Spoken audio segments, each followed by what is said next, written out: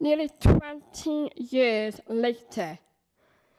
I have had many opportunities to lead on a number of different projects, which have mainly involved working in schools and colleges, particularly working with young people with learning disabilities across the whole of Wales.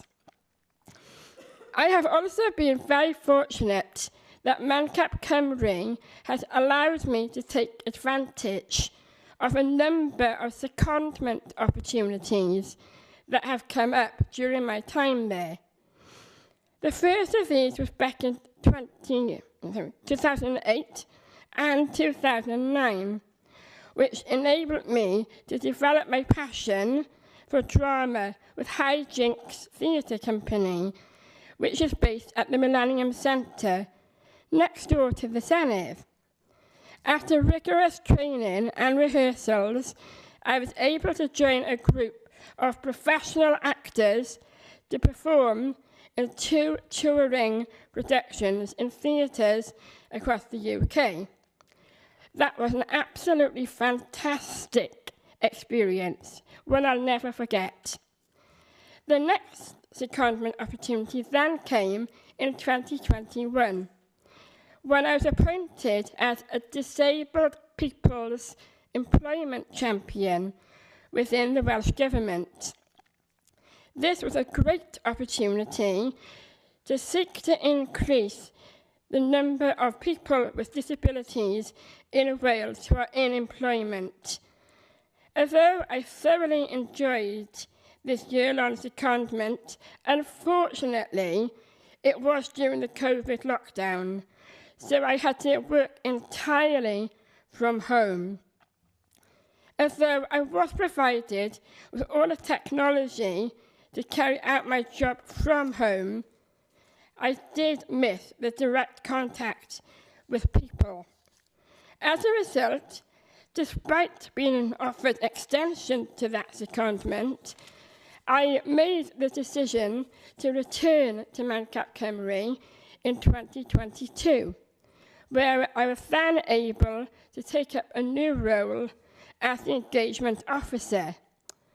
Part of this work was to establish a new partnership between Cymru and ITV Cymru Wales.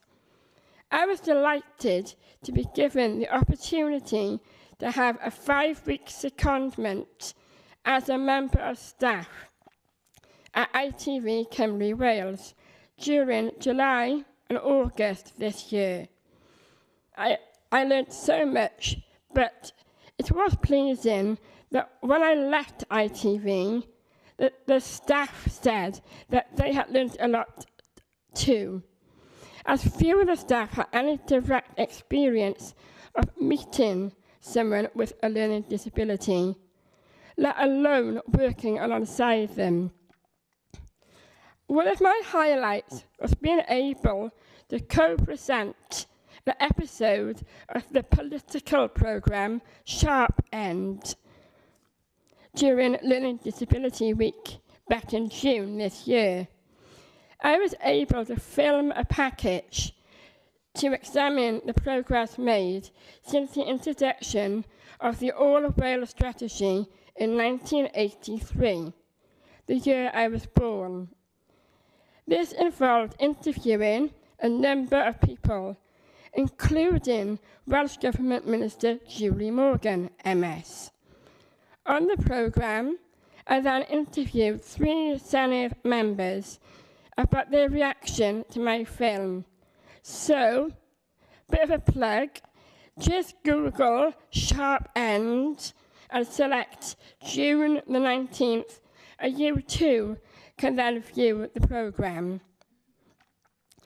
I also contributed to a discussion on the BBC Politics Wales programme a few weeks ago about the potential benefits of job sharing, the role of members of the Senedd in the future, which might then encourage more people with disabilities to put themselves forward for election.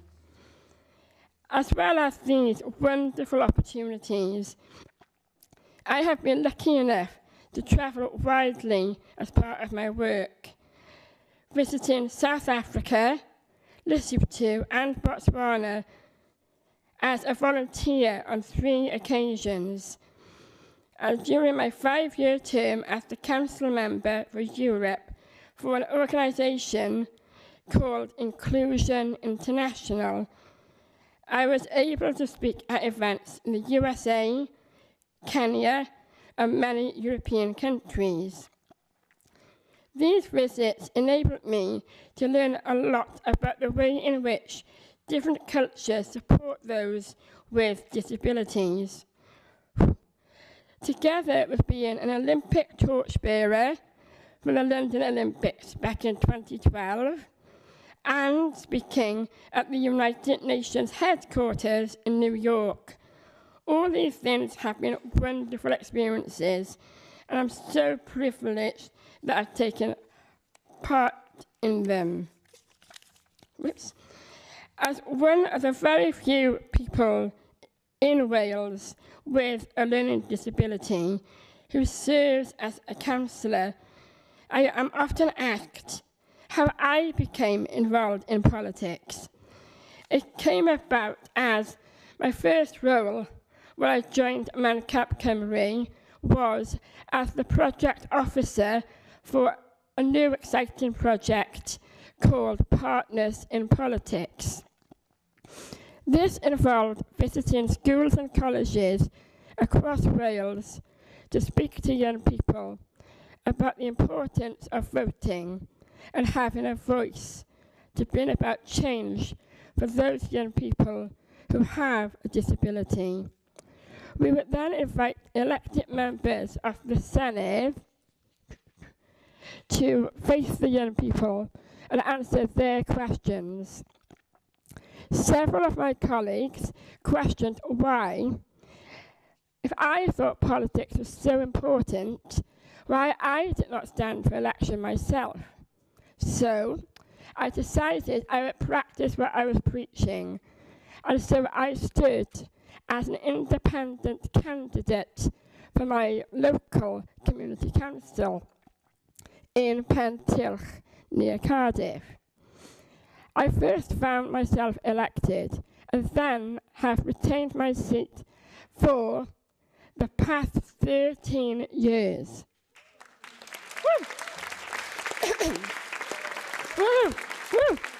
Okay. I feel really passionate about supporting young people, and especially those with disabilities who live in my local community. I enjoy ensuring that the council is always taking on board the needs of those with any type of disability. Initially, I found the amount of paperwork and some of the language used a challenge, but after a while, I got to grips with the processes involved. Nowadays, all the documents come to me electronically, which enables me to organise them more easily on my tablet, so that I can then follow the discussions in our meetings and contribute a lot easier. I especially enjoyed being a member of our climate change and well-being subgroup, as well as a new working group which is looking at creating a youth council, so many young people in our community can then have their voices heard. I really think it's important that more people who have a disability are involved in politics at all levels, if we are to bring about the changes that are needed to ensure that everyone has equal opportunities in life. I think it's really significant that since 2022, Wales has led the way in this country in offering financial assistance to candidates with a disability, standing at the grassroots level of local democracy. I really hope that this will assist more people with disabilities to receive the support that they rightly deserve in communities. Thank you once again for this opportunity and to be part of today's very special event. And I look forward to networking and meeting lots of you during the course of today. Diolch yn fawr iawn.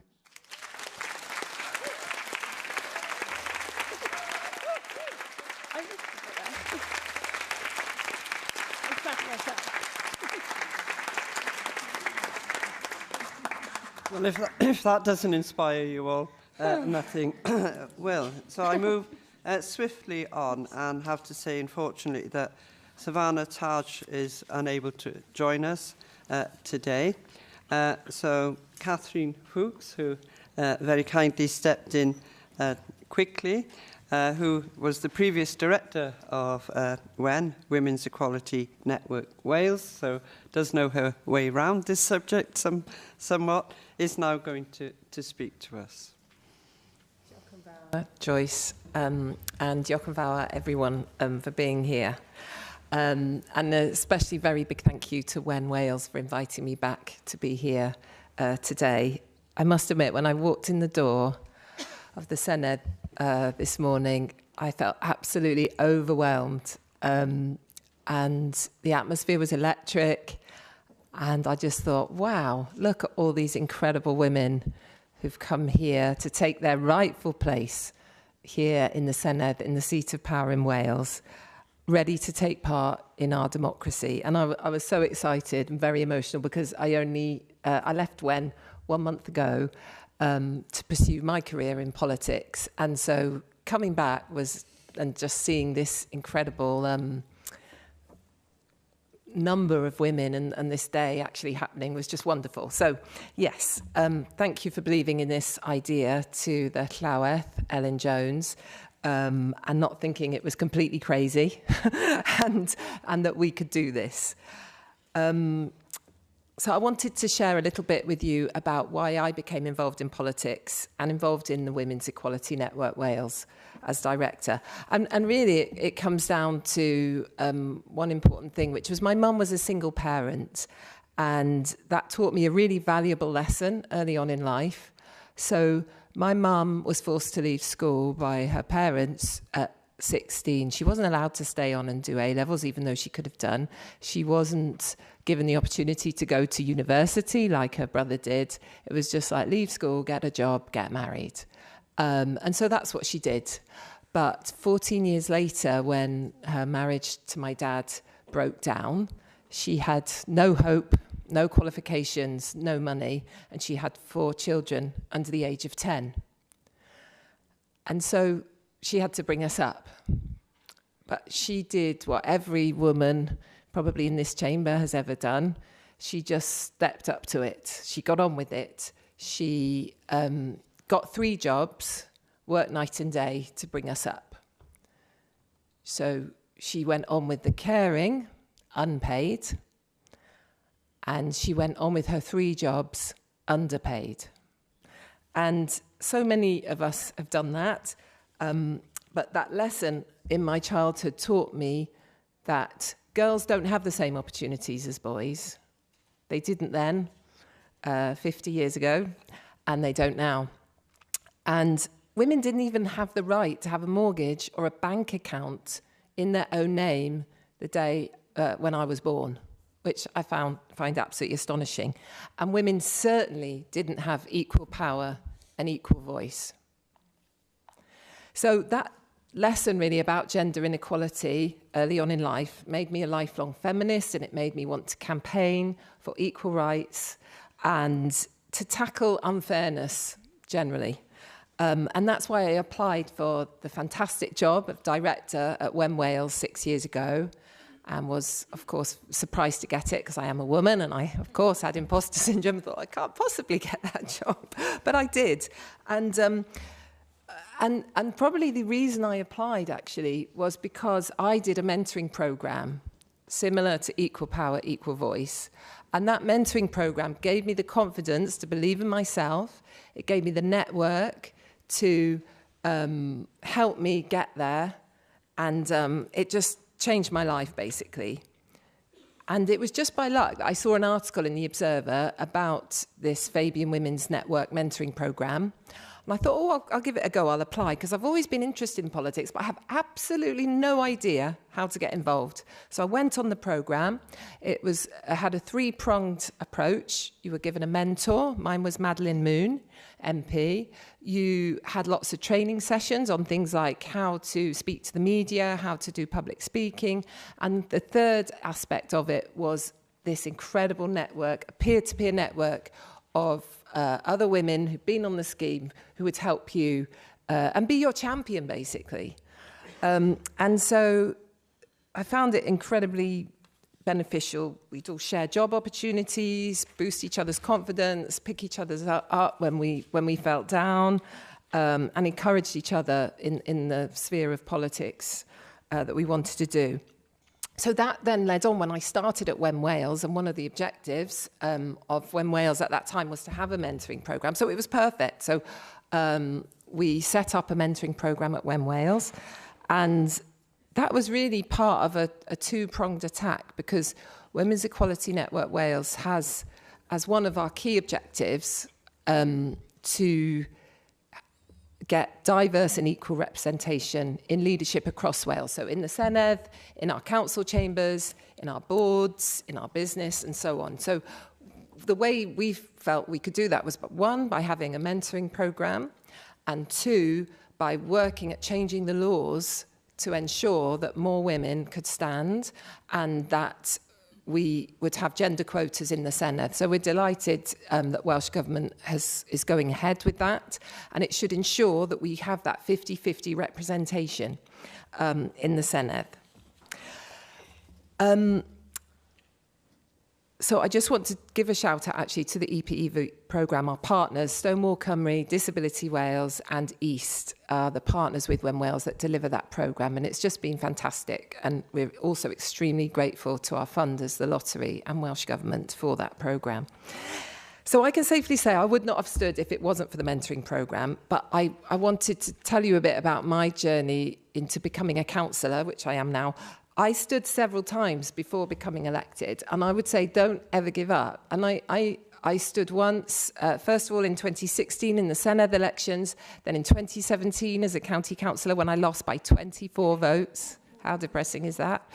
And I thought I might never do it again, because I thought, oh, I worked so hard and just so close. But anyway, I was really disappointed. But then a friend before May 2022 elections, in the council elections, said, how about it, Kath, come on, why don't you stand? And I thought, okay, I'll do it. And I decided to stand, and I won my election that time, and I'm now really proud to be a county councillor in Monmouthshire. Thank you. And like Councillor Sarah Pickard, I thought I should practice what I preach. Here I am at Wen saying more women need to stand. So I'll give it a go again, and I did. I'm learning every day. I'm serving my community every day, and I really love it. It's such a rewarding thing. It can be frustrating, but it's also extremely rewarding. And I also decided to go one step further and stand for selection as an MP. So I'm also a candidate in the next general election. So a new chapter begins, which is exciting.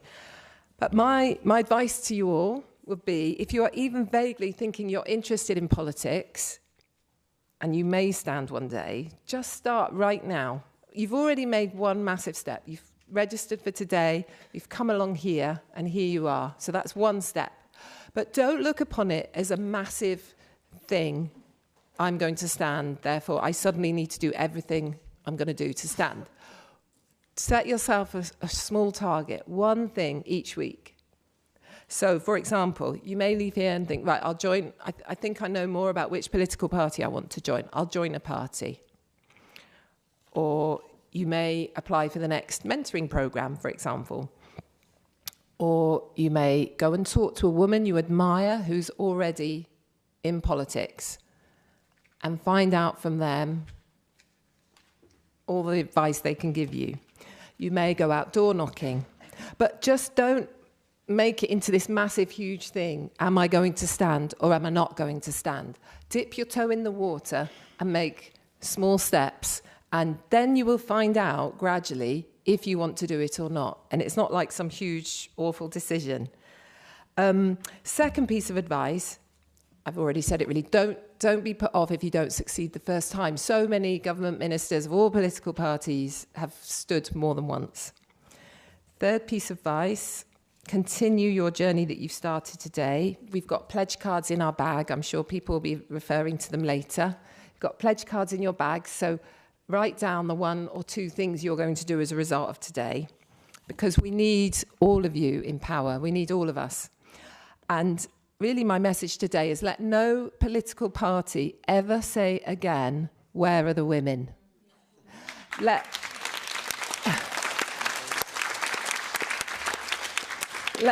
no political party ever say again, but women don't want to take part. Or the worst one, where are those hard-to-reach women? They cannot say that anymore, because here we are in this Senedd where we belong. We belong here. Thank you.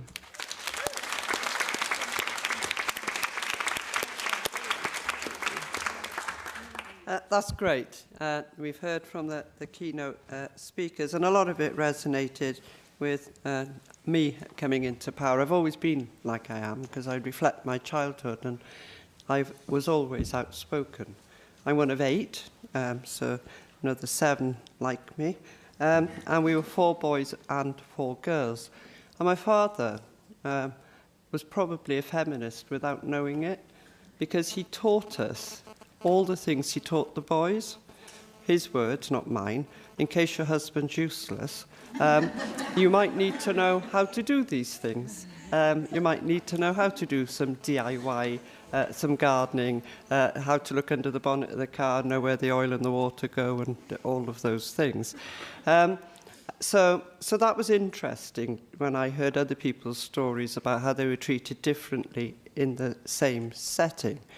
And like you, Catherine, my mother worked her socks off with the skills that she had acquired through life, cooking, cleaning, and became a caretaker of a school in the end, and only because she hadn't had the opportunity for the education that she would have achieved. And I'm the only person out of 8 who went to university in my family. So it gives an idea, you know, when you're bringing up 8 children, you haven't got a lot of money to go around. I remember my first interview when I was elected as a councillor and was told to put my mouth into better use than lobbying on the side. I had a young interview, and she wanted to know where I bought my clothes and things. And I said to her, look, you know, when I was young, all my clothes were modelled, all of them, before I had them.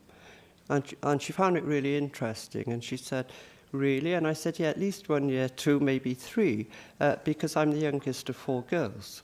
And I had a lot of good positive feedback from that, because it empowered people to say, which you couldn't say then, back in mid-90s, that, you know, wearing used clothes, second-hand clothes, hand-me-downs, whatever they were called, the label of the day, was okay. And it's those things that we can bring to a room. But I've always been a feminist, and I tried several times. Not for the first time I stood to get elected. I was determined I was going to get elected. And I became more determined when I met my male counterparts, who were really surprised that a woman had actually put a name forward and dared to stand against them. When they said to me, oh, well, you look like a nice little girl, I'm sure we can work with you. And I thought, you're about to find out. And they did, because I beat them. But yeah, and it was that patronising. And I beat them at their own tactics too. And my daughters were the only people that I could find that would come round the doors with me, and they were teenagers then, because we didn't have capacity. And I remember knocking doors and people saying, well, if your daughters believe in you so much to be out in the wind, the rain, or sometimes it was sun and the heat, who are we to deny you? And and I'm not advocating you drag your kids round. I had no choice but to do it. So, and here I am, and I tried several times to come here, and I think the message is this. You know, when you don't succeed, what I did was take the learning. I would ring people back and say, why didn't you choose me? Not, accusing them for not, but what do I need to do differently? And I learned, and and eventually I got here. So I just wanted to say that. And yes, I am a feminist, a socialist feminist, and that's how I usually introduce myself. That's what I will always be, and have spent a long time, all my political life, trying to end violence against women and girls, and signing up male champions, and worked with the WI in order to do that for some 11 years now. And Sarah, I think, is in the audience. In fact, I think she's sitting in my seat over there. So that's great. So anybody that wants to join that campaign, I'm just sort of lobbying again, really. So I'm going to thank all those who have spoken. I know Jane, unsurprisingly, has another commitment and has to leave. And I'm going to hope that some of these stories have inspired you. But I'm going now to hand over to the CEO of Elect Her, Hannah Stevens, and she's going to be chairing a discussion. I'm going to pass over to Crystal, our poet. Oh, Crystal has arrived. Yes, Okay. Wow, thanks for waiting. Yes, I'll just begin. This poem is called Power. Power to stand, power to speak, power to protect, power to make change, power to support others, power to support ourselves, power in connection, power in us all. I used to think power was an object held and pushed toward weak ones to ensure they felt it and saw it fully. Then and only then would power be in full effect. The object could be passed on one to another, but never held by more than one person in any one space. I used to think power was a weapon that could be wielded at the bearer's hand, only to demolish everything in its path with a single command, leaving dust so small that no one could come against them again. I used to think power was a place that could be built up and tower over anyone in its shadow, and when they tried to escape the darkness, power would build higher with nothing to fear. I once met a white woman who would clothe herself in black in order to feel powerful in high places. For this woman, black meant power, but only when put on. I wonder if she also found it ironic as she stared at me, black stretching tightly over my body, black filling every crease and crevice of my limbs. The irony isn't in the absence of power when clothed in black. The irony is in the assumed power in the skin she was already in. I once watched a woman who sat in the middle of the bay when it was winter. She held a giant milkshake in between her hands, and she shivered.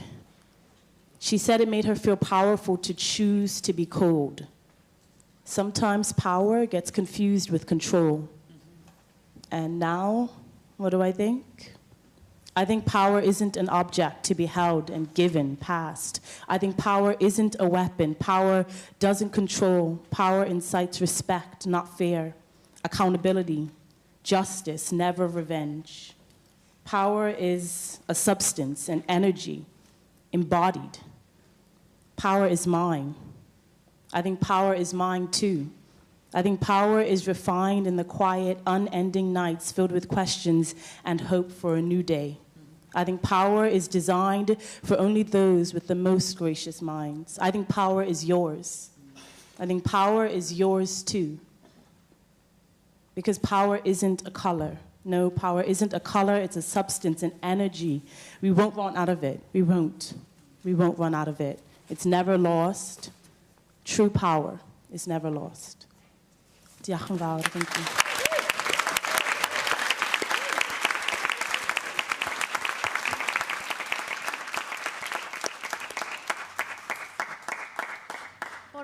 and croeso cynnes to you wonderful women joining us today in the Senedd. Thank you so much for joining us today. It's an absolute beautiful sight to see so many of you here. My name's Hannah Stevens and I'm the Chief Executive-elect here. We are a tiny but mighty organisation that is working to support, motivate and equip women to stand for elected office in all spheres of government across Britain. And in response to some of Catherine's comments earlier on, I really hope some of those next steps that you can take can come and join our community. We've got loads of fantastic resources for you all to access, so we're inviting you into that space. Totally honoured to be joined here on this fantastic panel of women, cross-party, from a range of different elected roles, each as important as the other. Fatima Aksoy, welcome Fatma, is the youth parliamentarian for Newport East and has stepped in to join us at the very last minute, so well done and thank you for joining us. Faye Jones, MP, welcome Faye, won her seat of Brecon and Radnorshire at the 2019 general election and has been a government whip for the past year. Welcome Faye, thank you for coming to join us. Hannah Blythen has been the member of the Senedd for Delyn. Hello. I hadn't realised we were missing that. Hannah Blythen has been the member of the Senedd for Delyn since 2016 and is currently the youngest member of the Welsh Government. Hannah is a proud trade unionist and remains a staunch advocate for the LGBTQIA+ community. Welcome, Hannah. Councillor Bablin Mollick, the Right Honourable, the Lord Mayor of Cardiff. Yes. Bablin is the 118th Lord Mayor of Cardiff. She is the 16th female Lord Mayor of Cardiff. She is the first woman of colour Mayor of Cardiff and the first Muslim Mayor of Cardiff. Oh yeah. Welcome, Bablin. And Senedd Williams is a member of Senedd for South Wales West, and she is Plaid Cymru's spokesperson for social justice and is deeply committed to equality, currently sitting on 4 Senedd cross-party groups, including the Senedd cross-party group on violence and, against women and children, which she chairs. Welcome, Senedd. So I'd love to just start this conversation by just hearing a little bit more from each of you about your personal journey and what that looked like. All of the women that are joining us here today are exploring what democracy means for them and how they want to participate. And once we're in politics, it's quite easy to forget what it's like not being in politics. So I'd love to just tell me, when was it that you first got into campaigning or activism or party politics? And when was it that you realised you actually wanted to take that step forward and represent your communities? Bablin, can I start with you? When was it? When I started, I studied science and I never thought I would enter politics. Wanted to stay away. You know, family were into politics. I have my sister, Councillor Jasmine Chowdhury, who sits on the opposite side in the chamber, but nonetheless, you know, there was politics, and we always voted, we always believed in democracy. That was ingrained in us, but never thought I'll get into politics. What changed it all was life experience, and you heard some of the life experiences earlier from the speakers. You know, after becoming a mum of young children, being in academia, and then finding it difficult to secure employment, that was one of the reasons I started realizing that inequality in society as a whole. And I started working very much, like Catherine earlier said, with women's organisations after doing my PhD. And you have to some extent, practice what you preach, as Catherine said earlier. So I was training women to become community speakers, community leaders, to campaign. And I thought, well, if I want change to happen, I can't be complaining from the sideline. I need to get in there.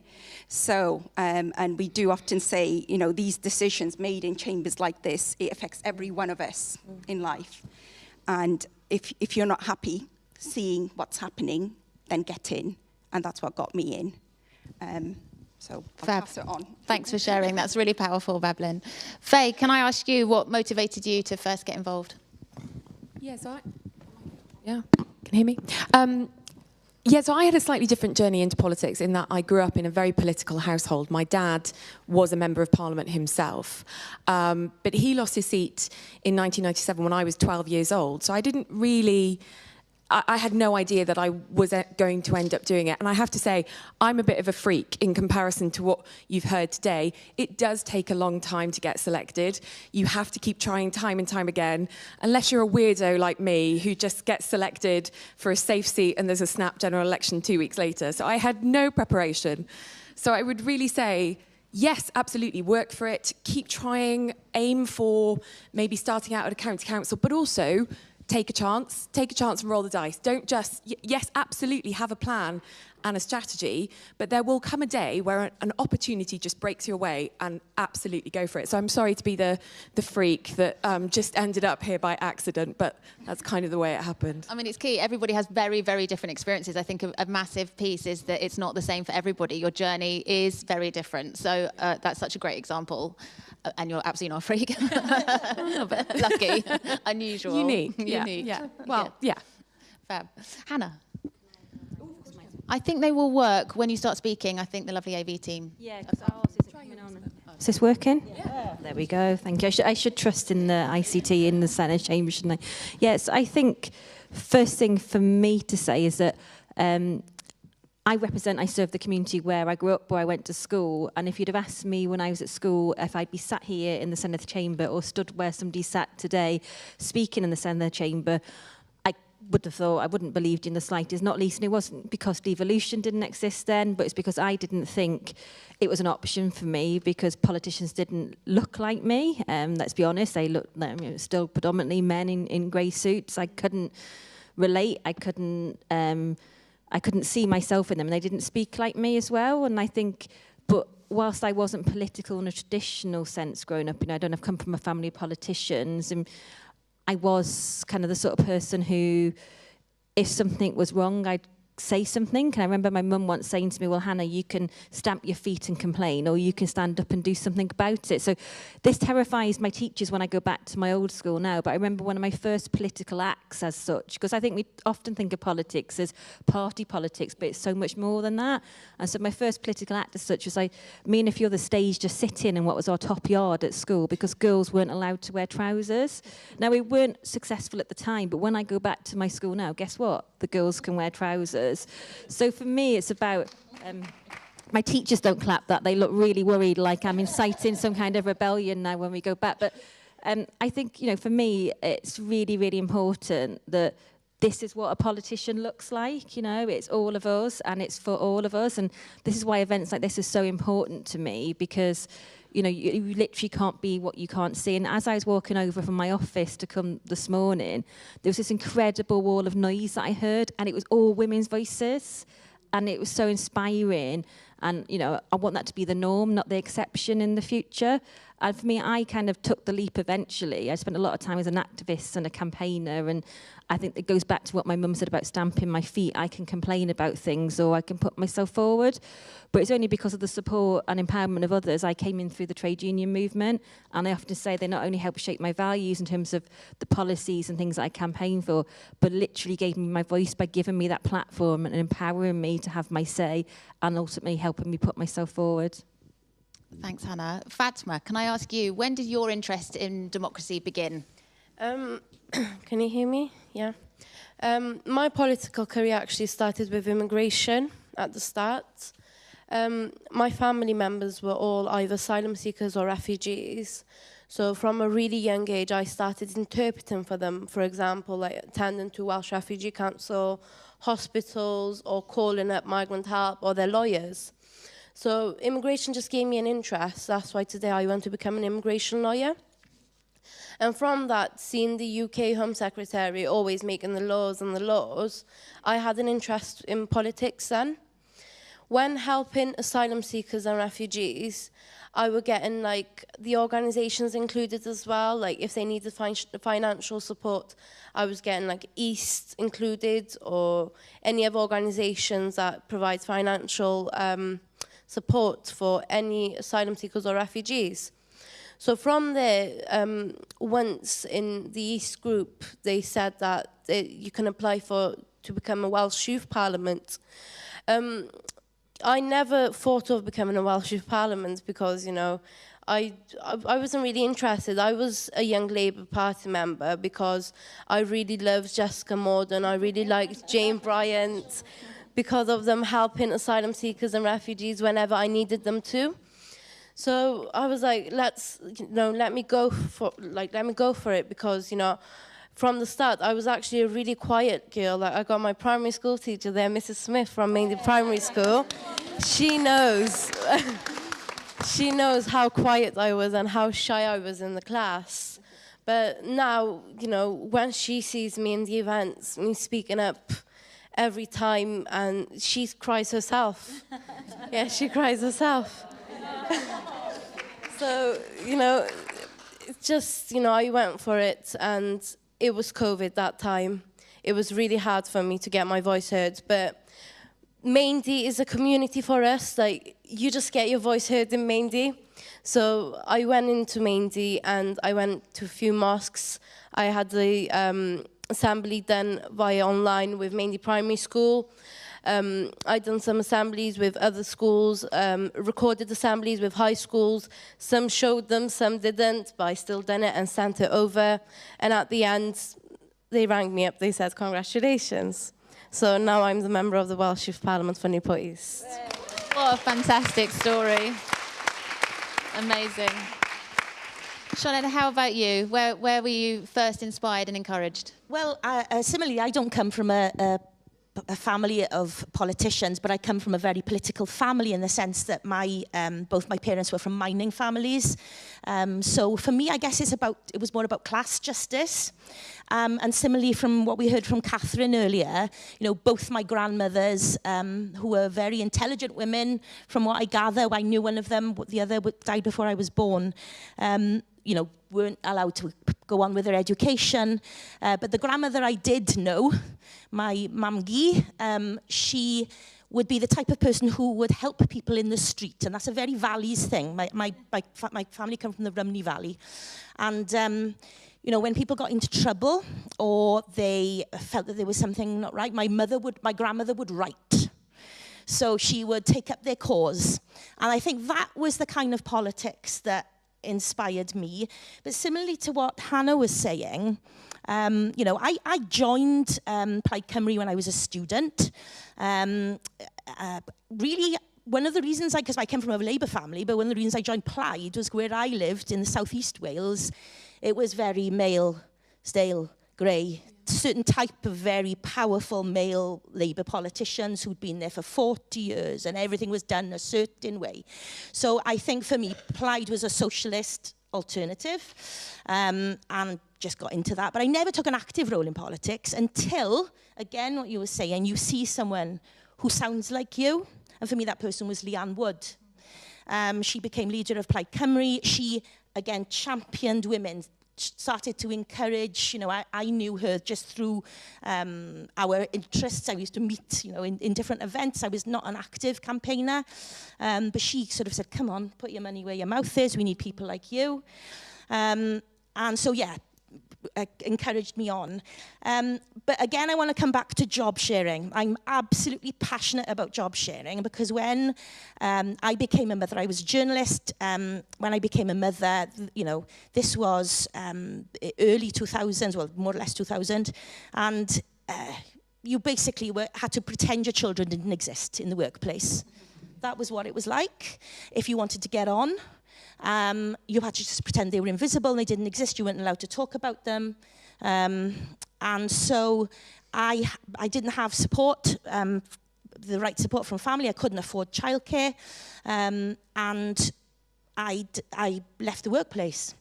Luckily, being a journalist, you can odd job as a journalist. You can do freelance work. So that's what I did just to keep my hand in, to keep those networks going. But it was job sharing that got me back into the workplace in Swansea University. A public sector has been far more progressive than the private sector on this. And certainly some professions like journalism and definitely politics were not progressive in this sense at that time. So, you know, I am absolutely passionate about making sure that we can job share because it's not enough to encourage women to say you belong here. This place has to fit you too. We can't put round pegs in square holes or vice versa. This place has to also adjust, and this culture of politics has to also adjust. So that's what that's what helped me stand again. I was like, really, I'm not going to stand. I came up through community activism, became chair of my local Cylch TAV, the play group. That was the first thing I was elected to. Then became a parent governor in school, became chair of governors, became, was involved in many community groups who were campaigning for different things. Became a community council, became chair of the community council, tried to get elected for county council, lost by 40 votes, a little bit, but I was like, ooh, that's okay. Worked really hard and was told by people like Leanne Wood in my party, come on, we need you in the Senedd, we need people with your experience. But it was that imposter syndrome. I haven't been one of these people who've been a researcher for a politician for 20 years and know this place like the back of my hand. I was absolutely scared stiff. I'm still quite scared. When I have to stand up, I sit over there, when I have to stand up and speak to the First Minister and hope that he doesn't shoot me down in flames. But, we learn, and you learn every day, and not being afraid of that you don't know. As long as you're willing to learn, and if you have allies, both male and female, who are going to help you in that journey, you can make it. Fab, thank you. Wow. What women... Amazing, thank you. I want to remind all of you that if you've got questions for the panel, we're using Mentimeter, which is this incredible technology. If you just, on your phones, if you go to www.menti.com and you enter the code, which is on the screens, 74820585, by the power of that technology, your questions will land in my lap and I will be able to deliver them to the panel.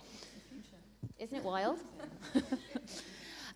So I just want to ask a little bit about, I don't think anyone here actually needs persuading, but why do you think it's important that we have more women at the table? Like, what do women bring when we have balanced gender of participation in our politics? What is the difference that that's going to make? Senedd, how about we start with you? Well, the things we were talking about, making sure that workplaces are fit for women generally have the majority of care responsibilities, either for children or for other members of the family, for people who they care for with disabilities or elderly parents. I had to leave a job because I was helping my mother care for my father who had Alzheimer's. I also had to, as I say, leave. I was on quite a good trajectory in the BBC and had to basically leave because it just didn't suit the fact that I had children. I felt that the culture there wasn't inclusive of me as a young mother. So those type of things have to be completely factored into all the decisions that are made in this chamber and in council chambers and in Westminster when we are looking at policies, as you quite rightly said, that shape all of our lives. So that making that workplace, this place doesn't have a creche. The Swansea University, where I worked before I was elected, had a creche. That is for one thing. We do have, when this place was set up, there's term time working, although actually that's not really true because the expectations of women, of politicians, we have to change that culture that you're available all the time, that you don't have to give any time to your family or whoever is, part of your life. You have to pretend that so I think that really needs to change. I catch myself sometimes going home, and my daughter's now university, and that was a factor. She was quite high maintenance, my daughter. As daughters can be. She'll be brilliant. When she'd gone to university when I stood. My son was still at home, slightly easier. But I do find myself now like going in, any news from school, blah, blah, blah. And then I'm like, I know that I'm itching to get to that laptop or my phone or, we've got to stop that. We have to make sure that this job gives time for people to do the things that they need to do, both male and female. But it obviously lands more on women. And I think the other thing is, as we're talking about workplace being fit, obviously I was elected during COVID, so I just wanted to share that a little bit. That was difficult. As a woman, I've always worked in big open plan offices everywhere that I've lived, and you can stick your head around somebody's desk and say, how do I do this? Usually to another woman. If you don't want to show the man, you don't know what you're doing. And you couldn't do that. That was really hard. But on the other hand, it's provided a great opportunity. Those cross-party groups you were mentioning that I am part of and I chair, and the committees that we have here in the Senedd, the clerks all tell me, who've been here obviously longer than I have, are telling us that the type of women that we can have as expert witnesses who come to talk to us or just come and listen to some of those cross-party groups is much more diverse than it used to be. Because now they can do it. They can do it from their laptop. They can do it, you know, from their place of work. They don't have to come all the way to Cardiff and have that intimidation of coming into this building. So, you know, that's a way of building confidence. But you would not believe the pushback that's been in this chamber, usually from male members. Oh, it's not proper to do it hybrid. Why are these people on Zoom? You know, we should all be in the room and we should all be able to go for a drink after. You know, that culture still exists. It's not as bad here, I don't think, as it is in Westminster, from what I've heard. But it does exist. There is still that club. And, you know, if you want to go home, you're coming out for a meal? No, actually, I'm going home to see my son. Because I want to know what he did in school today, for that not to be odd and weird and detrimental to you anymore. That's what needs to change. Normalising a work-life balance. Yeah. Thank you for that, Senedd. Babylon, can I come to you? What do women bring? What do women bring? Well, women bring the world, everything. You know, life experiences, as we heard earlier. As I said, we were trying to engage women to become community figures in the trainings. And we used to say, you know, these people are making decisions for us, you know. And if you were making those decisions, what would you prioritise? What would you think about, you know? And I've realised that since being elected, you know, that women come to me with the problems or concerns. Women from different ethnic backgrounds, not in my ward, you know, outside my ward, would come to me with their casework because they felt I can understand them. Mm. They felt I can relate to them. So I can understand what the concerns are and work on that and support them. So that's one element of it. The other element is, as you were saying earlier, is changing the culture of discussion, changing the priorities that these decision makers are making. I took a motion on public toilets, would you believe, you know, to council. And, you know, some of the men were grinning, you know, about this motion. But it's an important, you know, women having those facilities, accessible facilities, is something that the council has a significant role to play in. So, and we talked about women, you know, the biological system of women that a lot of the men in that chamber wouldn't even consider, you know, wouldn't know that these were issues that women had to deal with day to day in. And I remember a colleague in the chamber saying, I can't believe I've heard about moon pads in the council chambers, tweeting it. And I thought, well, you know, it is changing that and understanding different perspectives of life. And, you know, we are more than 50% in population. So why aren't our real concerns being heard in the chamber? Because we're not in there.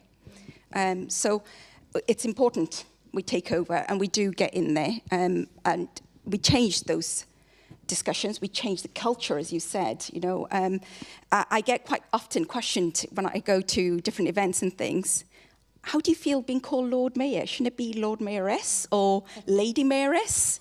I say, no, it's the position, it's not the person. Yeah.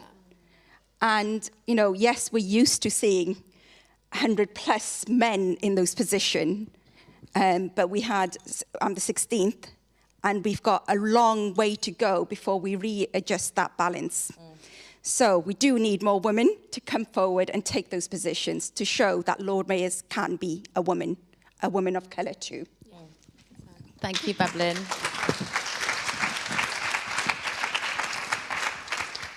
We hear a lot in the media about politics being so divisive and party politics.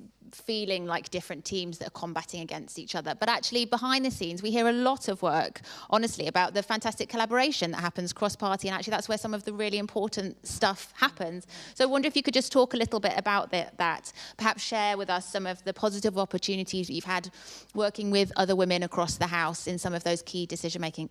Faye, could I cut Yeah, I mean, I can think of an example right away. There's a project on the corner of my constituency, the Global Centre for Rail Excellence, which is right at the very edge of Powys, where it meets Neath Port Talbot. And it's been really brilliant working with Christina Rees on it. We've kind of taken the party politics out of it, and we're just trying to get both Welsh and UK governments to support that project. And it's really easy working. It really does make life so much easier. I'd never met Senedd before today, and I walked into the green room and she said, "Oh, would you come to my cross-party group on Friday?" I'm like, yes, absolutely fantastic. It's just ingrained in us to work together, isn't it? And I think the other thing that women bring to political life is that sense of caring, and I really don't mean to do that down, but I speak as a whip. I'm someone that looks after 25 members of Parliament, make sure that they're okay, make sure if they're planning to rebel or whatever, but really I want to make sure that they're all right, because I'm really worried about our democracy at the moment. I can see a lot of really talented women thinking about leaving Westminster, and I'm really concerned about that. And it is about making it much more family friendly. I do not know why Westminster sits until 10 o'clock on a Monday night. Figure that one out. Why on earth can't we do 9 to 5? I do not get it. I think we would still pack in the same amount of hours, so I'm sure we could achieve it. But we also have a very arcane method of voting where you physically have to walk through the lobby. And we had to vote on Tuesday night 18 times. It took 4 hours. Now, I love Parliament. It is a beautiful, fantastic, majestic place. But I do think we need to ask ourselves some questions about whether our processes are fit for the future and fit for the type of members of Parliament that we need to be attracting. So I think, as well as that obvious point that when you have more women in the room, you make better policy. It's just a fact. You do, because you have a plurality of thought, and it really helps. I think you improve people's welfare just by having more women asking questions and checking in on people. It's just in our nature to go around and work together, make sure everyone's all right, and make sure, I want to make sure that we have fantastic members of Parliament from every party. And I speak as your token Tory in the room this morning. I work so well with colleagues from right across the House that I think we all need to look out for each other. And when I've had instances of social media abuse or whatever it might be, it's the women from the other parties that ring me and say, "Are you okay?" And that's so valuable. And I make sure I ring them and make sure that they're all right. So I think, again, more than just making better policy, you get better politicians when you have more women in the room. That's really powerful. Hannah, how about here in this space? How do women come together? What are the fantastic opportunities that you've had working? Well, I just smiled at Senedd and she flicked her eyebrows at me. So I think the way in which this chamber was constructed was meant to be different anyway.